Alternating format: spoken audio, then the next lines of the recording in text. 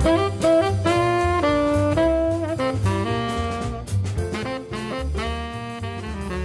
I'm Alpina Singh, and welcome to Check Please, the show where regular people from all over Chicago recommend and review their favorite restaurants. So this is how this show works. Every week we have 3 guests. Each recommends his or her favorite spot, and the other 2 get to check them out to see what they think. This week, real estate broker Emily Madigan says if you're in the market for a welcoming neighborhood spot with stellar sushi that's in anyone's price range, Gino's just the place. But public health project manager Ann Wong knows what's good for her. She says when a sugary treat and a vintage vibe are just what the doctor ordered, you should pop into her sweet selection. But up first, attorney Chris Esbrook says thanks to growing up with his mother's bright, beautiful Southern Italian cooking, he really knows his way around a bowl of pasta. He says for truly Italian flavors in an elegant environment, stroll over to the Gold Coast and join him at Pelago.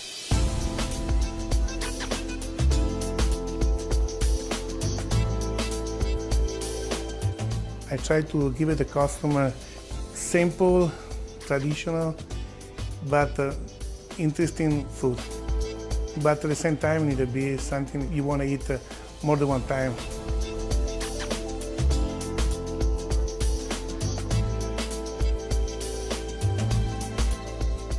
You know, to make a fresh pasta is almost, I think, the most important thing is to make your own pasta. Here we make everything in the house, the bread 2 times a day, you know, all the pastry, all the things come from the restaurant. If you put it together two ingredients, good ingredient, the result is always good. At the end, always you see me on the front because I want to see the face of people. You recognize whether they're happy or not. Try to understand about the experience and make myself better for next time.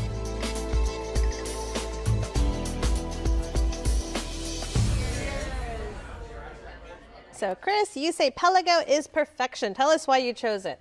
So I think Pelago has the best Italian food in Chicago because the flavors are precise, the food is delicate, and it's genuinely incredible and authentic Italian food. And Pelago is not just a restaurant, it's also an experience. Correct. Would it fair to say a little bit of a throwback? It's throwback in the sense that the service is elegant. And there's not too many restaurants that have elegant service anymore. So it's throwback in that sense. Well, the waiters are calling Signora. Exactly. I went with my wife. They brought a little table next to our table that she could put her purse on so the purse doesn't have to touch the floor. Tell us about some of your favorite dishes at Pelago. The risotto with white truffles is incredible. The risotto, perfectly cooked, it's al dente the way you want it, and it's a generous helping of truffles. The penne with the hen ragu is incredible, really flavor forward, and again, al dente pasta. And the veal chop is probably one of my favorite dishes in the city. A beautifully grilled piece of veal with oyster mushrooms on top and a wine reduction, incredible. And what did you think? I definitely think it has that like throwback vibe, you know, that you don't really get in Chicago anymore. And I think then it kind of goes back to how, I think maybe it's something to do with like my younger generation. A lot of times when I go out to restaurants, you know, it's a bit more of like a casual vibe, even when it's a nicer place. I thought that the food was like really good, but I kind of felt like the service was maybe a little bit too stuffy for me, and it almost made me a little bit uncomfortable. I thought the pasta was phenomenal. Like we ordered the 4 sampler as our entree, and I did have the penne with the hen ragu that you mentioned. I thought that one was amazing. And then there was also a lamb ragu, and my husband who loves lamb, like he thought it was great. And then lastly, we had the gnocchi, and it was some of like the best homemade gnocchi that I've had. Wasn't the biggest fan of my salad, the tricolor salad that had the arugula. It was just all I could taste was the arugula the entire time. You know, I didn't feel like... It's a good taste. Arugula's a good taste. It's very strong. It's peppery. It's very peppery. Emily, you went on a family night dinner. What'd you think? I did. So I liked it. It was very elegant, like you said. I thought that the service was very attentive, but I will agree with Anne. I felt at one point I thought that it was like Secret Service agents that were surrounding us. We felt, we're also, I have to interject and say, we're very loud people. So as a family, like we felt like we had to whisper the whole time because it's a nicer place. Chef Mauro's wife designed the restaurant. It's a beautiful little spot. It's gorgeous. Yeah. So she's an architect, and it's really understated, but really beautiful. Yeah, it's just white and fresh and clean. Exactly. I did like the little touches, like the stool for the purse. Like I thought that was great. It was very elegant. I felt like possibly the food didn't match the price point.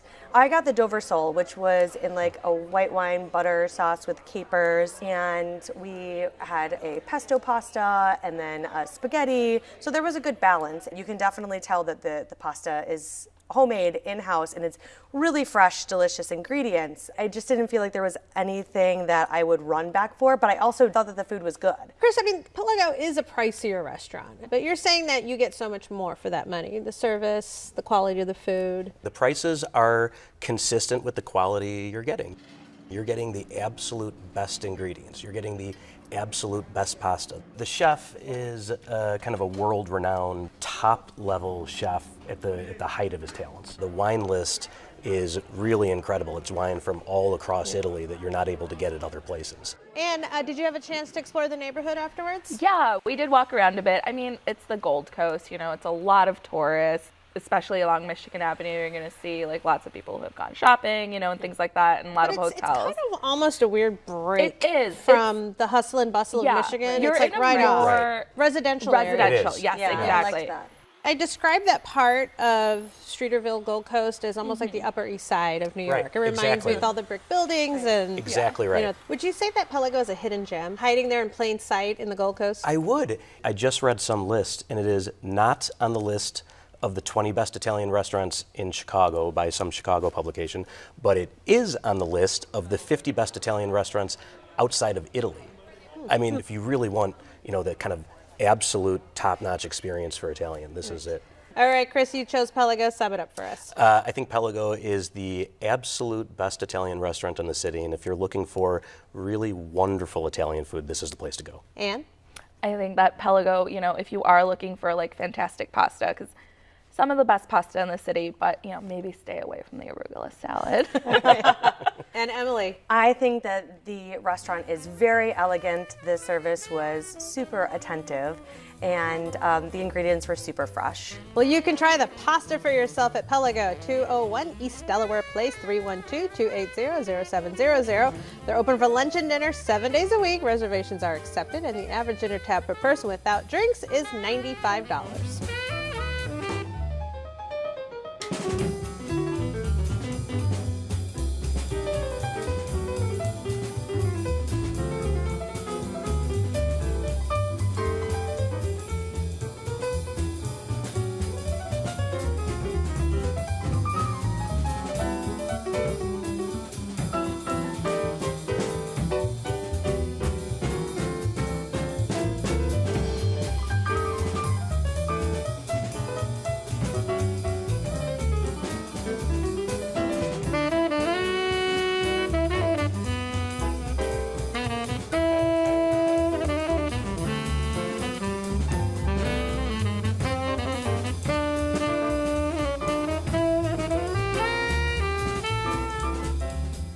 Ann Wong says she's always longed for the days of the neighborhood soda fountain. So she was delighted to discover a retro spot that not only concocts all sorts of bubbly sips, but also offers delicious cafe fare and pastries. She says if that sounds sweet to you too, head to Humboldt Park and swing into Spinning J.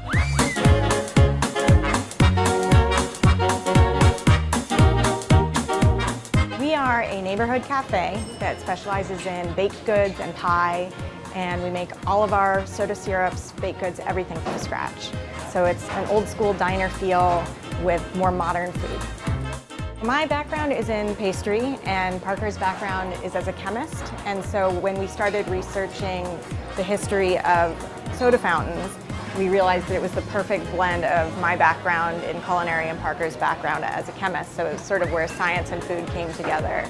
One of the best things about running this place, obviously it takes a lot of work. There's a lot of kind of craziness and random things that come up, throw you off.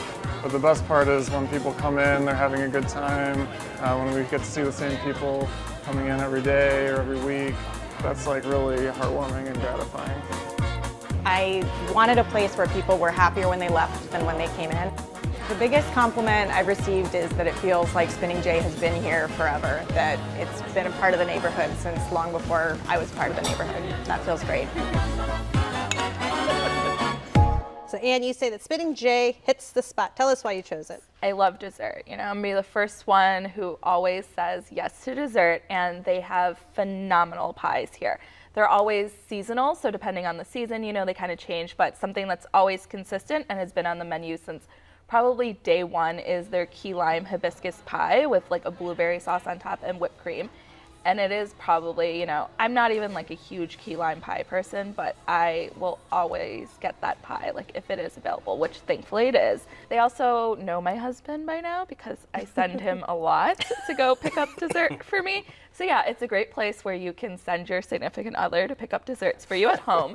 But it's also like a really great place to just go in, you know, and have like not even just dessert, because they have like sandwiches and also pot pies. They have the like saag paneer pot pie, which it's just, you know, I love Indian food, and it's just such an interesting way to like have like a saag paneer. I also loved their toasted ham sandwich.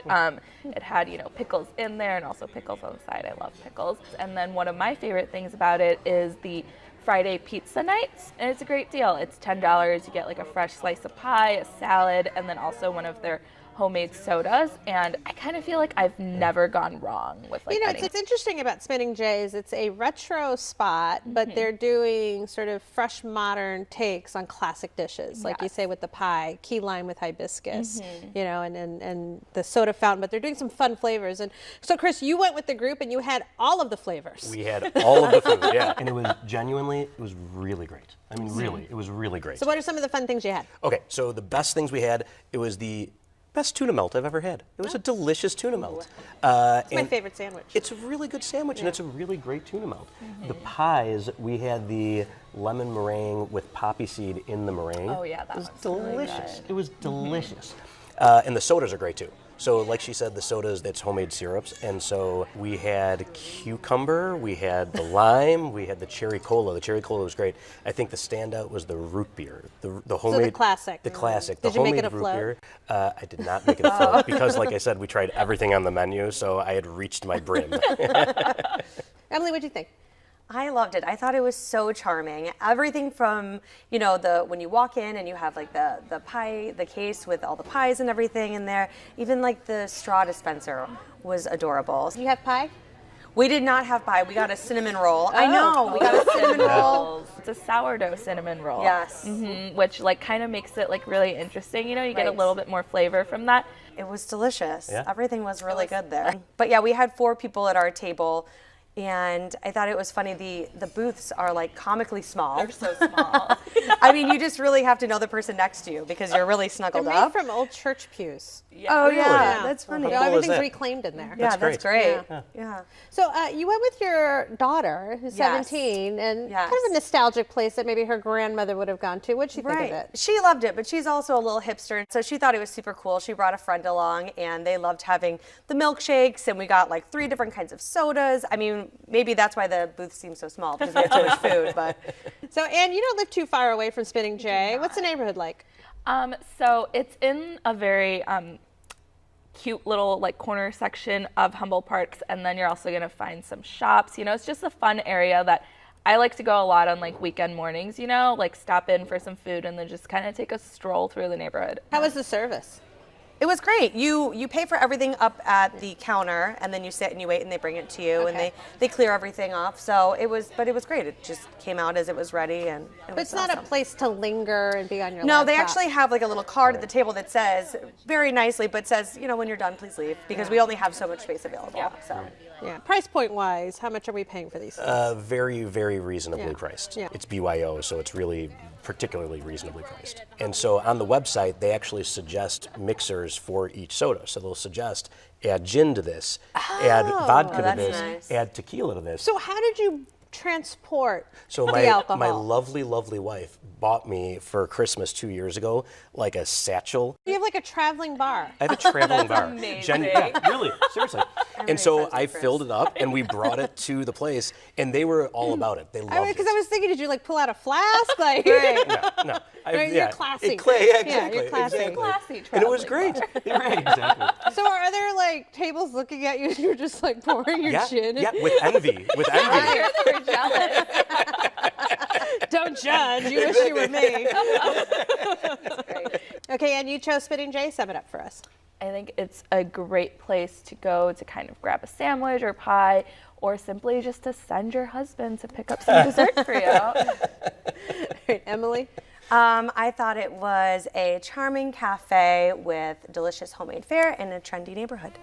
And Chris? It's a really adorable place to get a sandwich, pie, and a soda, and it's really fun too. All right, well, you can try the pies and much more at Spitting Jay, 1000 North California Avenue, 872-829-2793. They're open for breakfast, lunch, and dinner, Tuesday to Sunday. Reservations are not accepted, and the average dinner tab per person is $15.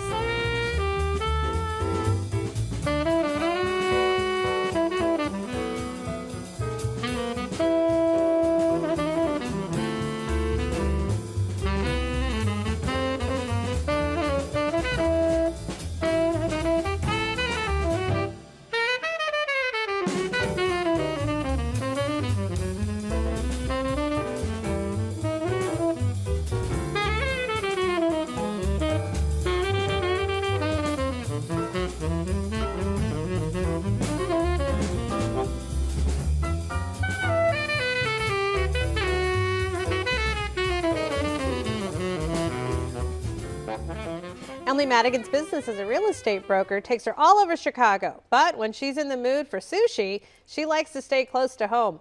She says for superb service, a cozy space, and exquisitely fresh sushi, that's the real deal. Follow her to Irving Park and pull up a stool at Rasu.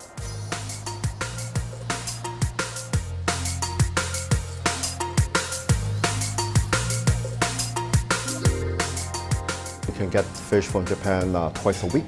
The skill is how you cut a fish, how you prepare, how you do it, how you cook the rice, right?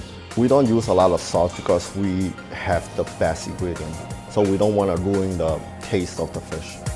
It's about service, friendly service, good food, good sake, good wine. The biggest compliment they give me is we have the best fresh fish in the house. We have toro, uni. Sit back, relax, and I do everything. So just do omakase, set a budget, I will organize it for you. Just sit back, relax, feel at home. So Emily, you say that Rasu is first rate. Tell us why you chose it. I love it because they really accent the sushi there. The fish is super, super fresh. So when you go there, it's not a ton of rolls that are masked in like spicy mayo or tempura. They really let the fish shine. So, and I think it's a really cute place. It's close to our house. It's only a couple blocks away, so it's easy to walk down there. And by fresh, meaning they have things flown in from the Japan. market. Yeah, so it's always changing. They have new specials whenever we go in. We're asking them what the specials are because it goes quickly. So yeah, and also what's unique about this restaurant is that it's really family friendly. Yes, very family friendly. Which I think is so interesting that sushi restaurants have become more kid friendly. We have kids that love sushi. Right. When we were there, there was probably 5 families there with little sophisticated 8-year-olds with chopsticks having sashimi. It was incredible. Right. Anne, what'd you think? I thought it was fantastic. I went on a Wednesday night, and I guess like on Tuesdays to Thursdays and also Sundays, probably, you know, the slower nights, they have a omakase special. They call it the Omakase 101. It's literally whatever the chef decides is the freshest that day. They're just gonna go up there, you know, and plate it up. And so for 7 courses, it's $65. And I think for like an omakase in the city, that's a phenomenal deal. Usually about half price. Yes. Yeah. Mm-hmm. So you're gonna get a variety of kind of like everything there. Usually it's a lot of sashimi and nigiri, and so with that omakase special, you basically get a little bit of everything, you know. You get their starter. It was the agadashi tofu that night, which is fantastic, and all the fish, you know, like you said, it's just it's so fresh, you know, like there's like some places that, you know, you go get sushi and you're like, how do I really feel about this? But here, like I felt big like gamble. Right. That's when you leave. you're like, should I really be here? Chris, how was your experience? It was terrific. I really liked the place, and I thought it was, you know, you could tell this is a place that takes sushi and takes fish seriously. I also did the omakase. It was great. So they give you, the soup was amazing, a tofu soup, and then you have an appetizer, and then they give you nigiri, and they just tell you, let us know when you're 70% full, and then we know when to kind of stop the courses. Right. And I thought, in particular, the crab nigiri was like one of the better nigiris I've had. It was really, really, really great fish. So Chris, I mean, Chicago has so many wonderful sushi spots now where the chef really has trained and is very passionate about the provenance of the fish. Where would you put Rasu in sort of that category? Yeah, you know, I think from my point of view, where Raisu's lane is, it is really spectacular fish in a very kind of low-key, laid-back, family-friendly ambiance. Yeah. So Emily, what are your favorite items to get there? Well, some of the things I can't get right now because I'm pregnant, but my favorite things that I've been dreaming about for the last 7 months, the scallops are delicious. They melt. Those are so good. They melt in your mouth. I've been dreaming about them. Those are great. Those are the Hokkaido ones that he flies in? Yes, they're so good. I've been trying to like uni, so every time that I've been going, I don't like it, but every time I try. It's a little foie gras of the sea. Right, I try. But yeah, I like the rose appetizer that they have, which is a salmon appetizer. I get the aka ebi, which is like a seared sweet shrimp. And it comes like with the fried head on it, which the first couple times I went, I was a little like freaked out at, and now I'm like, give me your head, you know, to my husband. But they still do the traditional, not traditional, but like the signature maki rolls. They do, yeah. We do the hijack. Otherwise, they have like a really cool one. It's called the Inferno, and the plate is actually set on fire when they bring it out, so it's kind of fun as well. And then we usually end the night with a strawberry mochi. Perfect. And describe the look of the restaurant. Yeah, so everything there for the seating, it's mostly going to be like high up bar stool seating, and then a couple like lower benches without backs. And I found like the bar seating a little bit uncomfortable. I'm a bit shorter, you know, than most people, so I'm kind of like on my tippy toes the entire time. So I kind of felt like by the end of the meal, like, you know, my butt was a little bit numb. But like aside from that, it's like a cute place. It's like industrial chic. Right. I think they've done a good job with the space that they have. So Emily, tell us about Chef Simon. He's great. You know, he's really good friends with your husband. Right. He's very chatty. So when I wanted to just be like one-on-one, I'm like, sorry, Simon, we're not sitting in the sushi bar. We're going in the corner here. But no, he's super friendly. They're always really quick to suggest something, you know, make a recommendation.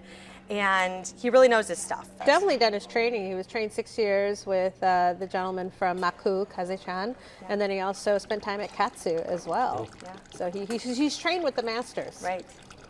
Emily, you chose Rasu. Sum it up for us. I think it is upscale Japanese cuisine in an unassuming location. Chris? Terrific sushi, family-friendly, great neighborhood spot. And Anne? I think if you've never tried omakase before, it's a fantastic place to get started. All right, well, you can try the omakase for yourself at Rasu, 2958 West Irving Park Road, 773-961-7299. They're open for dinner Tuesday through Sunday. Reservations are accepted, and the average dinner tab per person without drinks is $50. So on this week's show, we featured Pelago on Delaware, Spinning J on California, and Rasu on Irving Park Road. Let's recap what our guests had to say.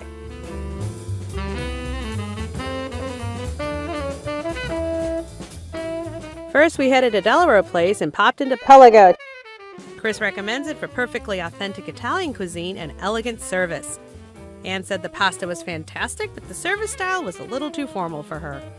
Emily enjoyed the fresh ingredients and attentive service, but felt it was a little stuffy.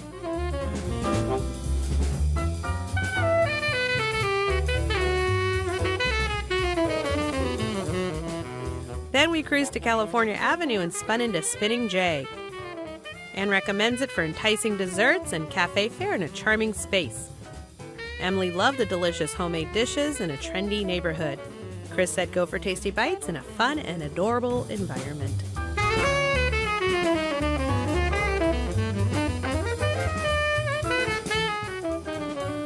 Lastly, we made our way to Irving Park Road and rolled into Rasu. Emily recommends it for fresh, approachable, and affordable sushi. Chris found the fresh fish and family-friendly atmosphere fabulous. Anne said it's a great place to try omakase for the first time.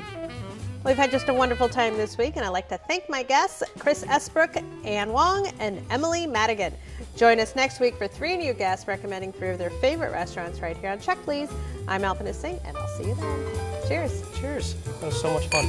Hey, it goes quickly, right? That goes very quickly. For more